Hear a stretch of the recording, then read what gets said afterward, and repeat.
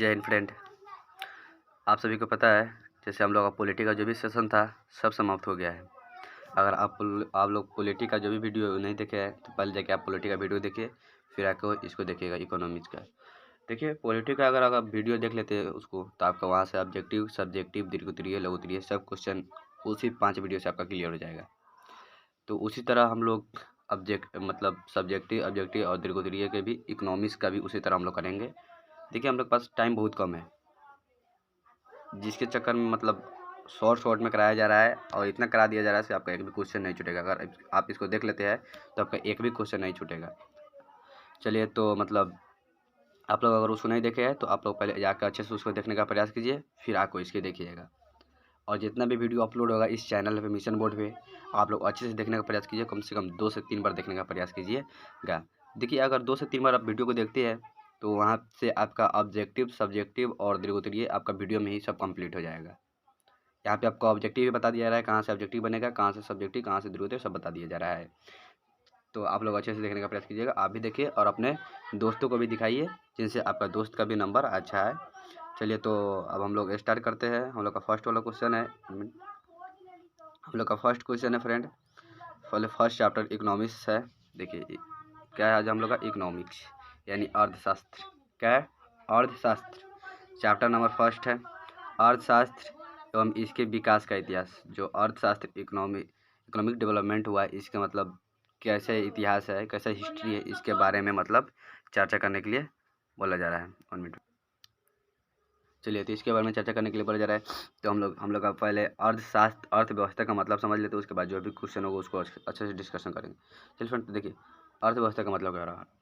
देखिए अर्थव्यवस्था, ठीक है, तो अर्थव्यवस्था एक ऐसा तंत्र या ढांचा है। देखिए यहाँ पे जो भी वर्ड है सब सिंपल है, आपको अच्छे से यहाँ पे देखते हैं तो यहीं पे याद हो जाएगा। अर्थव्यवस्था एक ऐसा तंत्र या ढांचा है जिसके अंतर्गत विभिन्न प्रकार की आर्थिक क्रियाएं, क्या आर्थिक क्रियाएं संपादित की जाती है, जैसे में कृषि, उद्योग, व्यापार, बैंकिंग, बीमा, परिवहन, संचार आदि। ये न केवल वस्तुएं एवं सेवाओं को संपादित करती है बल्कि रोजगार के अवसर भी प्रदान करती है, ताकि वे अपने आवश्यकताओं को क्या कर सकते हैं, पूर्ति जो है कर सकें। देखिए आपको इसको समझिए। देखिए क्या बोल रहा है, अर्थव्यवस्था एक ऐसा तंत्र है, एक ऐसा तंत्र या ढांचा है। हाँ, अर्थव्यवस्था एक ऐसा तंत्र या ढांचा है जिसके अंतर्गत विभिन्न प्रकार की क्या आर्थिक क्रियाएं, क्या आर्थिक क्रियाएं की जा सकती है, संपादित की जा सकती है, उसे क्या बोलते हैं, अर्थव्यवस्था बोलते हैं। ठीक है, अगर एग्जाम्पल में लिख देते हैं तो एग्जाम्पल लिखने से क्या होता है ना, क्वेश्चन में 4 चांद लग जाता है। जैसे देखिए कृषि, उद्योग, व्यापार, बैंकिंग, बीमा, परिवहन, संचार आदि है।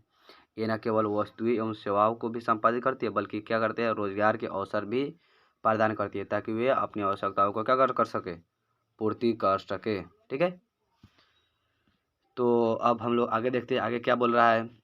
अगर आप लोगों को इसमें कोई भी दिक्कत लग रहा होगा तो आप लोग कमेंट कर सकते हैं।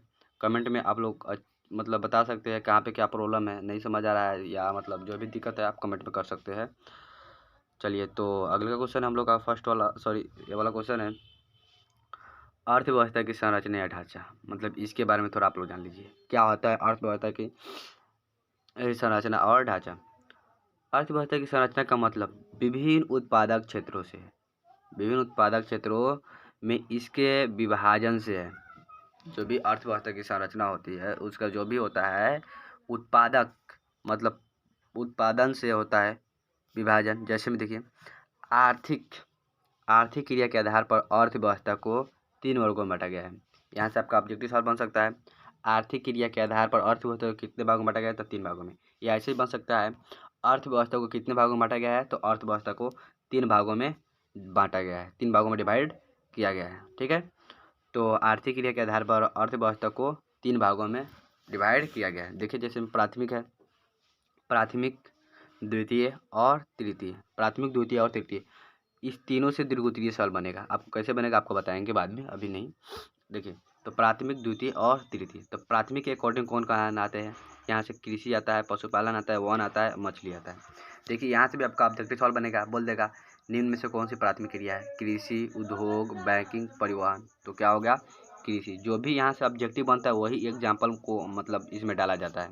आप लोग एग्जाम्पल को अच्छे से देखने का प्रयास कीजिएगा, इग्नोर मत कीजिएगा, नहीं तो बाद में आपको बहुत दिक्कत होगा। तो देखिए प्राथमिक के अकॉर्डिंग कौन कौन आते हैं?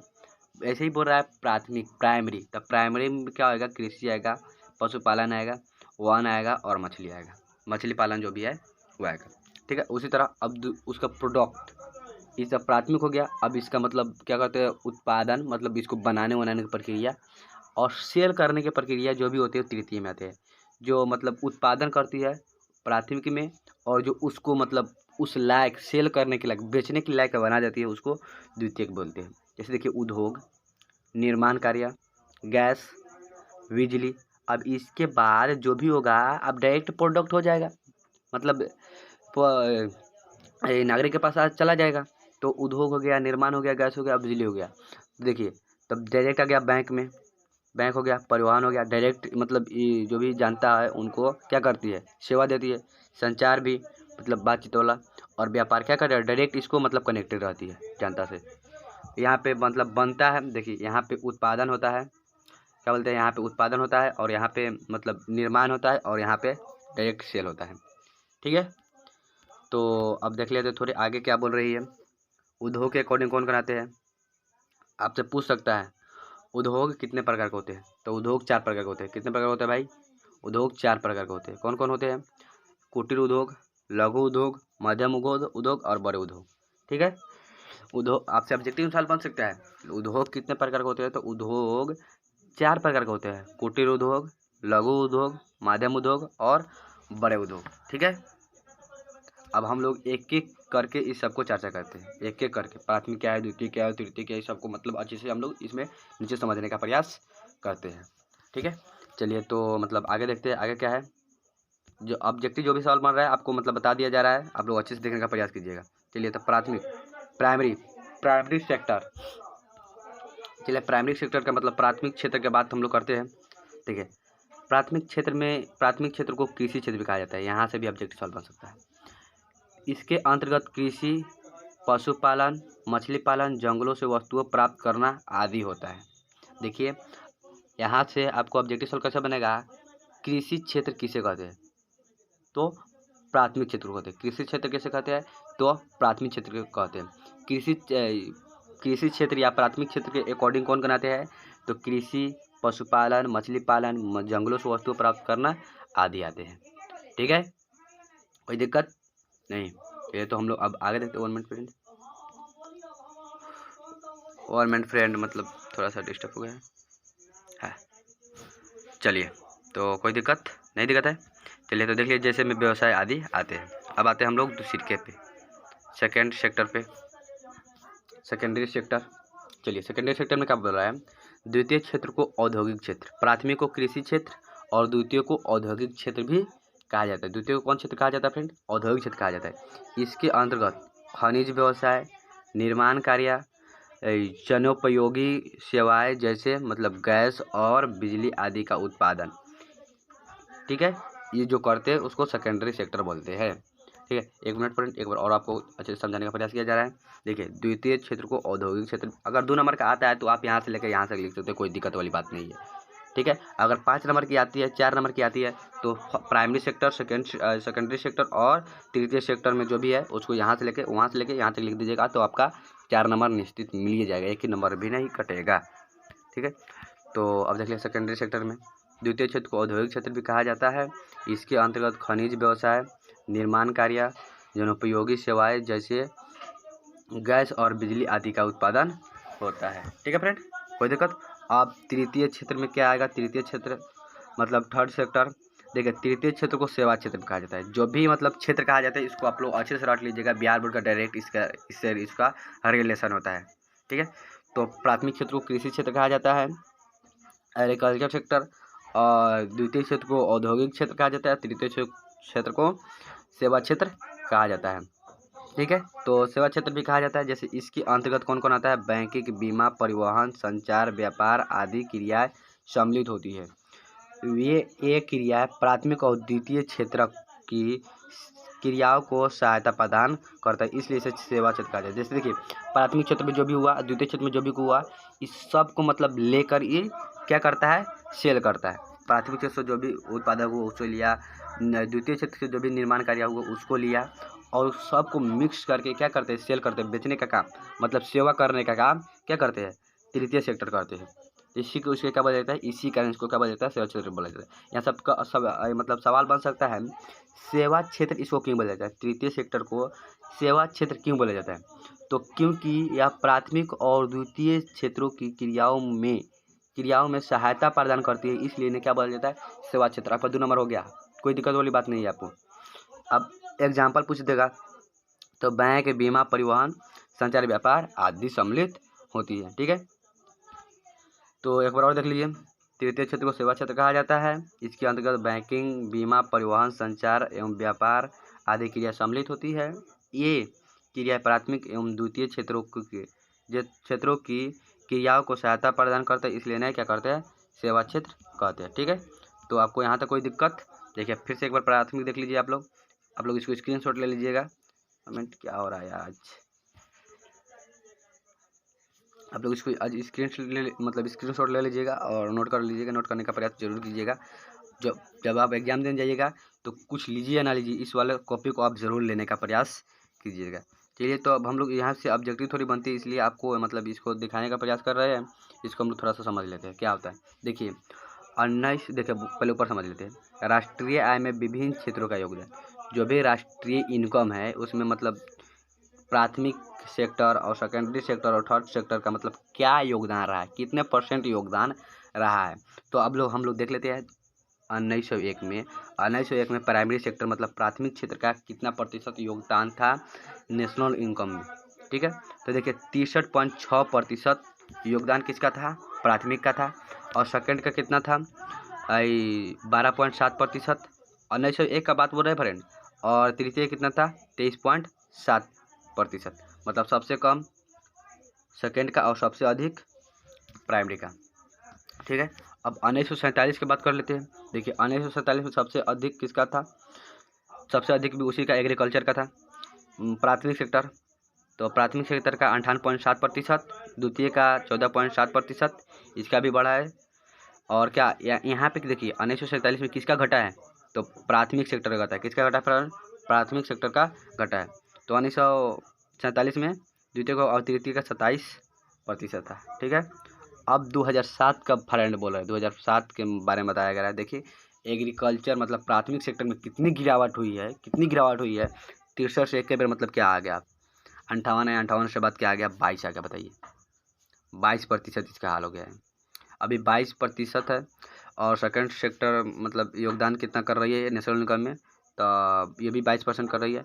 सबसे अधिक योगदान कौन कर रही है, तो थर्ड सेक्टर, क्या फ्रेंड, तृतीय क्षेत्र कर रही है।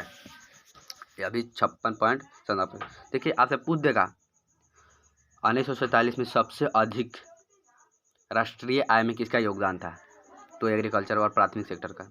सबसे कम तो द्वितीय का। फिर ऐसे ही 2007 में ऐसे ही मतलब आप लोग इसको रटने का प्रयास कर लीजिएगा। इसको आप लोग रट लीजिएगा। रटने की क्या बात है, पहले 63, फिर 58, फिर 22, फिर 12, फिर 14, फिर 22, फिर 23, फिर 27, फिर 56। बस काम क्लियर। ठीक है, कोई दिक्कत, नो डाउट। चलिए, तो अब हम लोग समझ लेते हैं क्या अर्थव्यवस्था कितने प्रकार की हो रही है। तो अभी 3 प्रकार की होती है। देखिए प्रथम है पूंजीवादी अर्थव्यवस्था। पूंजीवादी अर्थव्यवस्था क्या होता है, आपका 2 नंबर बनेगा, 2 नंबर का सवाल। तो यहाँ तक लिख लीजिए, कोई दिक्कत वाली बात नहीं है फ्रेंड, कोई दिक्कत वाली बात नहीं है। अब 2 नंबर आएगा, यहाँ तक आप लिख लीजिए, कोई दिक्कत वाली बात नहीं है। देखिए तो अब पूंजीवादी अर्थव्यवस्था। पूंजीवादी कहने का मतलब क्या हो रहा है, पूंजी अपना लगाएगा और उसका खुद ही बेनिफिट होगा, उसे पूंजीवादी बोलेंगे। जैसे देखिए पूंजीवादी अर्थव्यवस्था वह अर्थव्यवस्था है जहाँ उत्पादन के साधनों का स्वामित्व निजी व्यक्तियों के पास होता है। मतलब वो खुद उत्पादन करते हैं, जो इसका उपयोग वो अपने निजी लाभों के लिए, मतलब खुद के लाभों को, खुद की इनकम के लिए अपना करते हैं, उसे क्या बोलते हैं, पूंजीवादी अर्थव्यवस्था बोलते हैं। जैसे में अमेरिका हो गया, जापान हो गया और ऑस्ट्रेलिया आदि हो गया। देखिए एग्जाम्पल इतना ही लिया जा रहा है जिससे आपका सवाल बने, बस ज़्यादा एग्जाम्पल लेने की कोई ज़रूरी नहीं है। चलिए तो आपसे यहाँ पे सवाल ऑब्जेक्टिव में बन सकता है, निम्न में से कौन पूंजीवादी अर्थव्यवस्था है? चीन, भारत, अमेरिका या इनमें से सभी? तो क्या होगा? अमेरिका होगा। तो कौन कौन पूंजीवादी अर्थव्यवस्था वाला है देश है? तो अमेरिका, जापान और ऑस्ट्रेलिया। अमेरिका, जापान और ऑस्ट्रेलिया। अमेरिका, जापान और ऑस्ट्रेलिया। देखिए, पूंजीवादी अर्थव्यवस्था वह अर्थव्यवस्था है जहां उत्पादन के साधनों का स्वामित्व निजी व्यक्ति, मतलब वही खुद ही अपना पैसा लगाते हैं, खुद ही प्रोडक्ट उत्पन्न करते हैं और उसका उपयोग वह खुद अपने निजी लाभों के लिए, खुद की लाभों के लिए, खुद की इनकम के लिए करते हैं। उसे क्या बोलेंगे? पूंजीवादी अर्थव्यवस्था। जैसे में अमेरिका, जापान और ऑस्ट्रेलिया आदि। ठीक है, कोई दिक्कत? देखिए, आपको सिंपल भाषा में, पूंजीवादी अर्थव्यवस्था वो अपना खुद पैसा लगाएंगे और उसे अपना खुद ही उत्पादन करेंगे और जो भी प्रोडक्ट उत्पन्न किए है उसको अपना खुद ही सेल करेंगे। जो उससे बेनिफिट होगा उनका खुद ही होगा, वो कोई सरकार का लेना देना या जनता को, लीडर को, मतलब कोई चीज़ को उनको लेना देना नहीं होगा। उसे बोलते हैं हम लोग पूंजीवादी अर्थव्यवस्था। चलिए आगे देखते हैं हम लोग। गॉड, चलिए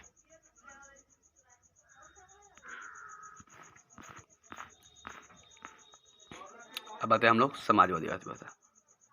देखिए, आपको थोड़ा मतलब राइटिंग में प्रॉब्लम हो सकती है, बट देख लीजिएगा आप लोग ना, मतलब थोड़ा मतलब फास्ट में लिखा गया है जिसके चक्कर में मतलब ऐसा हो गया है। तो देखिए, समाजवादी अर्थव्यवस्था क्या बोल रहा है? सोसाइटी, मतलब अर्थव्यवस्था।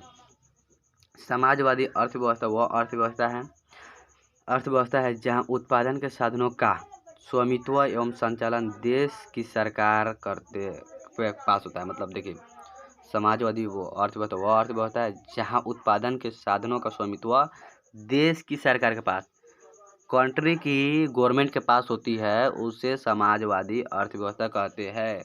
आप देखिए, बस हो गया। समाजवादी अर्थव्यवस्था वह अर्थव्यवस्था है जहां उत्पादन के साधनों का स्वामित्व एवं संचालन देश के सरकार के पास होता है, जिसका उपयोग सामाजिक कल्याण के लिए मतलब किया जाता है। और यहाँ तक आप लिख देते इसे समाजवादी अर्थव्यवस्था कहते हैं, और फिर यहाँ से लिखिए जिसका उपयोग सामाजिक कल्याण के लिए किया जाता है। जैसे में चीन, क्यूबा, एक क्या हो गया? समाजवादी अर्थव्यवस्था। इससे भी आपका सवाल बन सकता है, निम्न में से कौन समाजवादी अर्थव्यवस्था है? ऑस्ट्रेलिया, भारत, चीन और क्या बोलते हैं उसको, जापान। तो कौन होगा? चीन होगा। ठीक है, इस देश में समाजवादी अर्थव्यवस्था है। विगत वर्षों में भूमंडलीकरण और उदारीकरण के कारण समाजवादी अर्थव्यवस्था का स्वरूप बदलने लगा है। मतलब जो भी प्रक्रिया भूमंडलीकरण और औद्योगिकरण आया है, जिसमें क्या हो रहा है ना, समाजवादी की जो भी प्रक्रिया है वो क्या हो रहा है? चेंज होने लगा है, बदलने लगा है। ठीक है, और 4 नंबर के पूछ रहा है तो प्राथमिक सेक्टर, पूंजीवादी, समाजवादी और मिश्रित अर्थव्यवस्था लिख देते हैं, आपका 4 नंबर क्लियर हो जाएगा। इसके एक भी नंबर आपको छूट नहीं पाएगा। चलिए, तो समाजवादी अर्थव्यवस्था वो अर्थव्यवस्था है जहां उत्पादन के साधनों का स्वामित्व एवं संचालन देश की सरकार के पास होता है, जिसका उपयोग सामाजिक कल्याण के लिए किया जाता है। जैसे चीन, क्यूबा आदि देश में सामाजिक अर्थव्यवस्था है। विगत वर्षों में भूमंडलीकरण एवं उदारीकरण के कारण समाजवादी अर्थव्यवस्था का स्वरूप बदलने लगा है। ठीक है, चलिए अब आते हैं हम लोग मिश्रित अर्थव्यवस्था। बहुत ही इंपॉर्टेंट क्वेश्चन है। देखिए, पूंजीवादी, समाजवादी और मिश्रित अर्थव्यवस्था सबको आपको रट्टा होना चाहिए, कम से कम 2 बार देख लेते हैं तो आपको यहीं पे याद हो जाएगा। आपको बता दिया जा रहा है ऑब्जेक्टिव कहाँ से बनेगा और सब्जेक्टिव कहाँ से बनेगा। ठीक है, 2 नंबर कहाँ से बनेगा, 4 नंबर कहाँ से बनेगा। आप लोग अच्छे से इसको मतलब समझने का प्रयास कीजिएगा। 2 बार वीडियो देखिएगा कम से कम। मिश्रित अर्थव्यवस्था क्या बोल रहा है? मिश्रित, मिश्रण, क्या हो रहा है? मिश्रण। तब मिश्रित पूंजीवादी और समाजवादी क्या करता है? दोनों के बीच की रास्ता है। क्या है? दोनों के बीच की रास्ता है, जिसे मिश्रित, आप देखते हैं यहाँ हम लोग यहाँ पे। ठीक है, मिश्रित अर्थव्यवस्था पूंजीवादी तथा समाजवादी अर्थव्यवस्था का क्या है? मिश्रित है, मिश्रण है। इसे मिश्रित अर्थव्यवस्था या मिश्रित अर्थव्यवस्था कहते हैं, जहां उत्पादन के साधन सरकार और निजी व्यक्तियों के पास होता है, उसे क्या कहते हैं? मिश्रित अर्थव्यवस्था कहते हैं। जैसे भारत एक मिश्रित अर्थव्यवस्था वाला देश है। यह अर्थव्यवस्था पूंजी और समाजवाद के बीच का रास्ता है। ठीक है फ्रेंड, यह अर्थव्यवस्था पूंजी और समाजवाद के बीच का क्या है? रास्ता है, रोड है। देखिए, मिश्रित अर्थव्यवस्था, यह मिश्रित अर्थव्यवस्था पूंजीवादी और समाजवादी अर्थव्यवस्था का मिश्रण होता है। मिश्रित अर्थव्यवस्था वो अर्थव्यवस्था है जहाँ उत्पादन के साधनों सरकार और निजी, देखिए सरकार के पास सीधा होगा तो वह समाजवादी और निजी के पास होगा तो वो पूंजीवादी, तो इसमें दोनों की बात कर रहा है। तो इसीलिए मिश्रित अर्थव्यवस्था, तो भारत क्या है, मिश्रित अर्थव्यवस्था वाला कंट्री है। आपसे यहाँ पे ऑब्जेक्टिव सवाल बन सकता है, निम्न कौन मिश्रित अर्थव्यवस्था वाला देश है, तो भारत है। ठीक है, यह अर्थव्यवस्था पूंजीवादी और समाजवादी के बीच का क्या है, रास्ता है। ठीक है, अगर आपसे मतलब द्वितीय में पूछ रहा है मतलब अर्थव्यवस्था का वर्गीकरण करें तो पूंजीवादी, समाजवादी और मिश्रित अर्थव्यवस्था लिख दीजिएगा, आपका 4 नंबर हो जाएगा, कोई दिक्कत वाली बात नहीं है। ठीक है ना, तो हम लोग आगे बढ़े। आगे यहाँ पे आपको समझ आ रहा होगा, देखिए आप लोग समझ आ रहा होगा तो आप लोग कमेंट करिएगा, मतलब सर यहाँ पे समझ आ रहा है, यहाँ पे नहीं आ रहा है, आप लोग मतलब और अच्छे से बताने का प्रयास किया जाएगा। देखिए हम लोग के पास टाइम बहुत ही कम है, जिसके मतलब ऐसा हो रहा है, थोड़ा बहुत दिक्कत होगी तो आप लोग कमेंट कर सकते हैं या मेरा फ़ोन पे मतलब कॉल कर सकते हैं। आप लोगों को जो भी दिक्कत होगा, प्रॉब्लम होगा, जो भी सॉल्व करने का प्रयास किया जाएगा। देखिए अब क्या है ना फ्रेंड, अर्थव्यवस्था का विकास क्या है, अर्थव्यवस्था का विकास। तो देखिए आर्थिक विकास है, मौद्रिक विकास है, आर्थिक विकास और मौद्रिक विकास। हम दोनों समझते हैं भाई आर्थिक विकास क्या है, मौद्रिक विकास क्या है। ठीक है, एक एक करके हम लोग समझते हैं। अर्थव्यवस्था का विकास कितने चरणों में, 2 चरणों में, आर्थिक विकास और मौद्रिक विकास। तो आर्थिक विकास के बारे में क्या है हम लोग जानते हैं। तो आर्थिक विकास क्या है, तो आर्थिक विकास की परिभाषा को लेकर अर्थशास्त्री में क्या है ना, मतभेद लगा ही रहता है।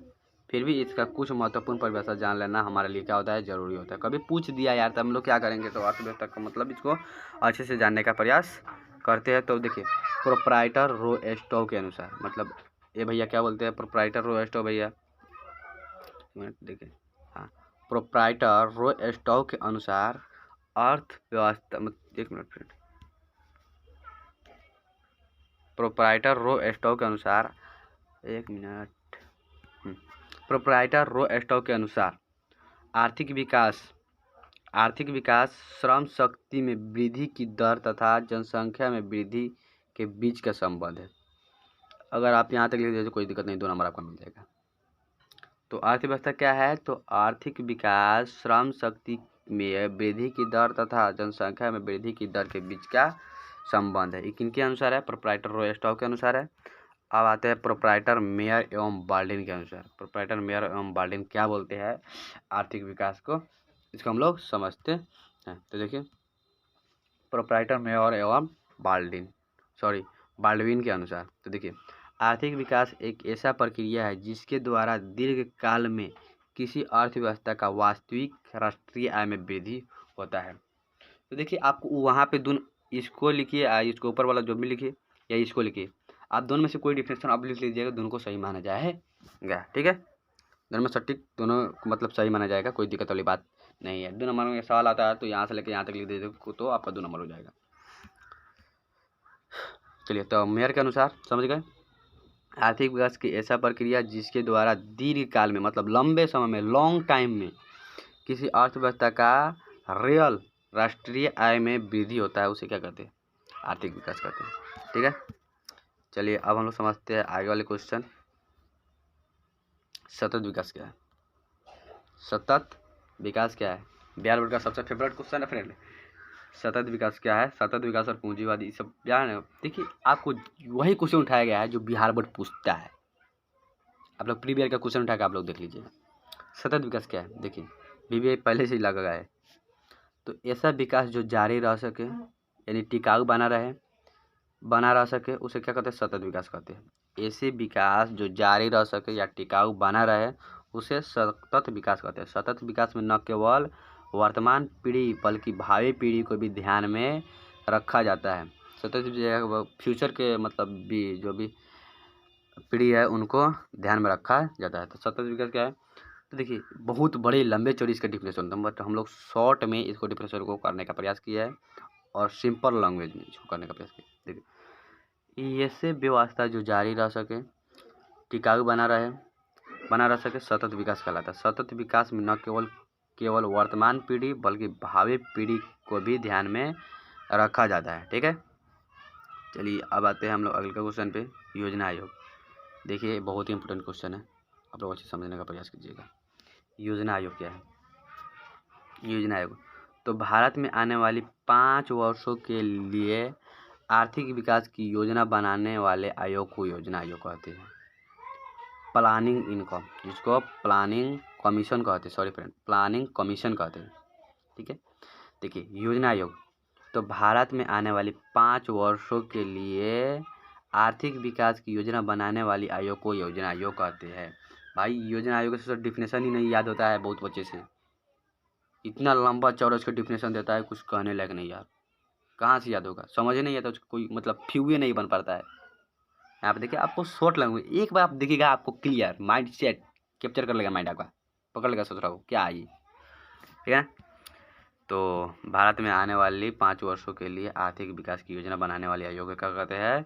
प्लानिंग कमीशन, मतलब योजना आयोग। देखिए भारत में योजना आयोग का गठन 15 मार्च 1950 को किया गया। इसका पदेन मतलब इसका अध्यक्ष प्रधानमंत्री होते हैं। भारत का मतलब प्रथम योजना आयोग का अध्यक्ष कौन थे? तो जवाहरलाल नेहरू थे। देखिए आपसे यहाँ पे ऑब्जेक्टिव सवाल कैसे बनेगा। भारत में योजना आयोग का गठन कब हुआ था? तो 15 मार्च 1950 को। योजना आयोग कितने वर्षों के लिए बनाया जाता है? तो 5 वर्षों के लिए बनाया जाता है। योजना आयोग के प्रथम अध्यक्ष कौन थे? तो जवाहरलाल नेहरू थे। योजना आयोग के अध्यक्ष कौन होते हैं? तो भारत के मतलब जो भी वर्तमान के प्रधानमंत्री प्राइम मिनिस्टर होते हैं वो होते हैं योजना आयोग के अध्यक्ष। ठीक है, तो यहाँ पे आपको कोई दिक्कत, अगर आपको मतलब 2 नंबर में आता है तो यहाँ से यहाँ तक लिख दीजिए, तो अब 4 चांद लग जाएगा आपको क्वेश्चन में, कोई काट नहीं सकता है। देखिए भारत में आने वाले 5 वर्षों के लिए आर्थिक विकास की योजना बनाने वाले आयोग को योजना आयोग कहते हैं। भारत में योजना आयोग का गठन 15 मार्च 1950 को किया गया। इसके पदेन अध्यक्ष प्रधानमंत्री होते हैं। प्रथम अध्यक्ष जवाहरलाल नेहरू। प्रथम मतलब भारत के प्रथम योजना आयोग के अध्यक्ष जवाहरलाल नेहरू थे। प्रथम प्रधानमंत्री थे तो भाई अध्यक्ष तो होंगे ही। अब हम लोग देख लेते हैं क्या है आगे वाले क्वेश्चन।